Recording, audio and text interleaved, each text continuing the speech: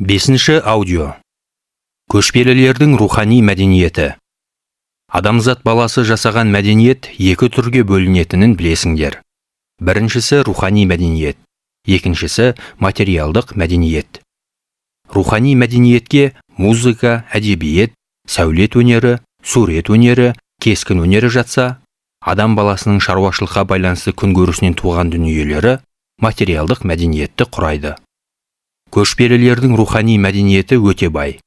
Мал шаруашылығы егіншілікке қарағанда, бұқара халықтың барлығы қамтылмайтын, қамтығанның өзінде көшпелі қауымның бос уақыты көбірек болатын шаруашылық түрі. Сонымен қатар көшпелілер отырықшыларға қарағанда, табиғатқа жақынырақ, онымен етене өмір сүрген. Көшпелілерде табиғатқа негізделген дүниетаным, ақын-жандылық, қиялшылдық, түптеп келгенде шығармашылық пен ойлау жүйесі қатты дамыды. Қазақ мәдениеті өзінің негізгі тіні, өзегі, тұрпаты жағынан көшпелі мәдениеттің үлгісінде жасалған өркениет.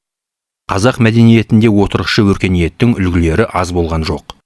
Отырықшы өркениет үлгілері әсіресе орта ғасырларда оңтүстік өңірлер мен Жетісуда отырықшы қала мәдениеті дәуірлеген кезде көбейе түсті.